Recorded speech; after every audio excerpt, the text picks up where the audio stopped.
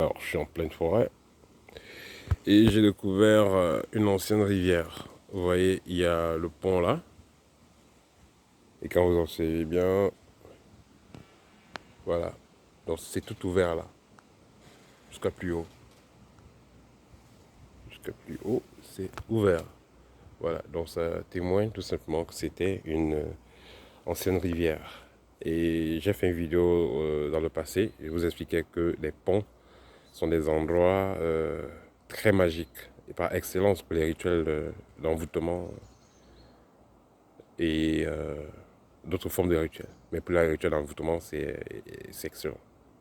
Alors, ce que j'ai observé là, ici, c'est deux arbres attachés. Vous voyez, deux arbres attachés. C'est des endroits par excellence pour ceux qui font les magies d'envoûtement. C'est deux arbres attachés. Et alors là, qu'est-ce que j'ai? Des ruines. Ça, c'est, comme on dit, l'ancienne tradition. Mais ça, c'est occidental. Hein. C'est une page qui est mythe, mais je fais ce partage avec vous, vous allez comprendre pourquoi. Dans nos traditions, dans nos rites, voilà, ceux qui font les envoûtements, chercher des endroits pareils pour faire les rituels d'envoûtement.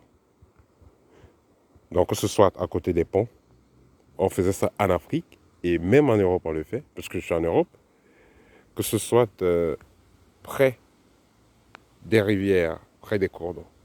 Alors, qu'est-ce qu'on a là?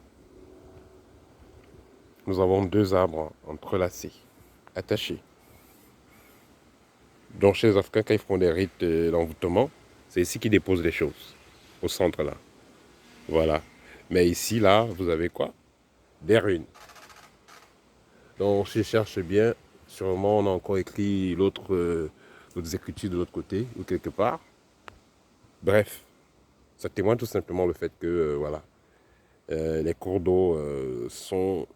Les cours d'eau et les ponts sont auprès des cours d'eau, c'est les lieux par excellence pour faire certains rites.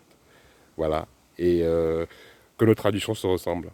Ce qu'on fait en Afrique, ce qu'on fait en Europe, en Asie, un peu partout, ça se ressemble. Il y a une très grande ressemblance. La différence va être peut-être au niveau des symboles, mais c'est les mêmes principes. Alors, qu'est-ce que les anciens avaient constaté? Que les rites qui vont être faits vers là où il y a les cours d'eau, ces rites-là seront constamment vivifiés par le courant. Parce que quand l'eau passe quelque part, ça lève certaine énergie. Et c'est avec ça qu'on produit même l'électricité, avec les chutes d'eau et autres. Donc quand l'eau passe quelque part, il y a une forte quantité d'énergie qui passe.